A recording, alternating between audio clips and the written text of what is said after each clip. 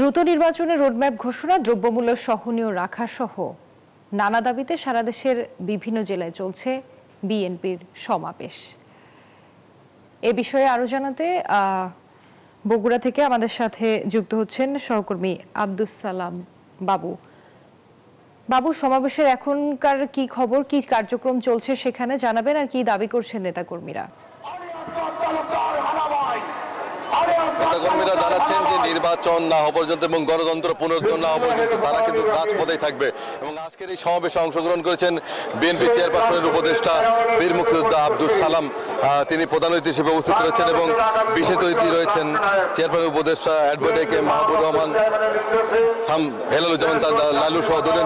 আমরা একটু BNP chairperson উপদেষ্টার কাছে জানতে চাইবো যে আসলে কি বার্তা দিচ্ছেন আজকের এই সমাবেশের মাধ্যমে। আমরা একটাই বার্তা দিতে চাই, দীর্ঘ 15 বছর লড়াই সংগ্রামের মধ্য দিয়ে ফ্যাসিবাদকে আমরা বিদায় করেছি। মানুষের দেশের মালিকানা ছিনতাই করেছিল, দেশের মালিকানা অন্য দেশের কাছে বিক্রি করে দিয়েছিল।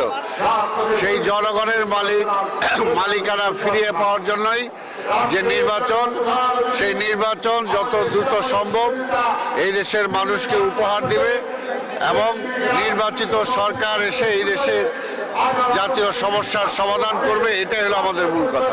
ধন্যবাদ। উনি জানালেন যে দ্রুত নির্বাচনের দাবি। আজকে কিন্তু বগুড়ার আলতামনসা খেলার মাঠ কানায় কানায় পরিপূর্ণ হয়েছে এবং বিকাল 3:30টায় এই জনসভা শুরু হয়েছে, যেখানে বিএনপি জাতীয় নেতৃবৃন্দ উপস্থিত হয়েছেন। কিছুক্ষণের মধ্যে এখানে বক্তব্য রাখবেন বিএনপির চেয়ারপারসনের উপদেষ্টা হেলালুজ্জামান তালুকদার লালু, অ্যাডভোকেট মাহবুবুর রহমান, বিএনপির কেন্দ্রীয় কমিটির রাজশাহী বিভাগীয় সহ সাংগঠনিক সম্পাদক ওবায়দুর রহমান চন্দন, এখানে সাবেক সংসদ সদস্য কাজী রফিকুল ইসলাম, জিএম সিরাজ, গোলাম মোস্তফা আলী মুকুল, জেলা বিএনপির ভারপ্রাপ্ত সাধারণ সম্পাদক আলহাজ মোশাররফ হোসেন। আজকের এই সমাবেশে সভাপতি করছেন জেলা বিএনপির সভাপতি রেজাউল করিম বাদশাহ। এখন বক্তব্য রাখছেন বিএনপির কেন্দ্রীয় সদস্য আলী আসগর তালুকদার হেনা এবং দলীয় কিছুক্ষণ আগে বিএনপির কেন্দ্রীয় সদস্য ভিপি সাইফুল ইসলাম বক্তব্য রেখেছেন। বিএনপি এবং অঙ্গ সহযোগী সংগঠনের নেতাকর্মীরা কিন্তু উজ্জীবিত আজকের এই সমাবেশের মাধ্যমে, এবং তারা জানাচ্ছেন যে তারা যেভাবে ফ্যাসিস্ট সরকারকে বিদায় করেছেন সেভাবেই গণতন্ত্র পুনরুদ্ধার না হওয়া পর্যন্ত, নির্বাচন না হওয়া পর্যন্ত তারা কিন্তু রাজপথ আন্দোলন থাকবেন। বিএনপির চেয়ারপারসন বেগম খালেদা জিয়া, বিএনপির ভারপ্রাপ্ত চেয়ারম্যান তারেক রহমানের নির্দেশে তারা কিন্তু রাজপথে পূর্বেও যেমন সক্রিয় ছিল, আগামী দিনেও সক্রিয় থাকবে। এই ছিল বগুড়া থেকে সর্বশেষ।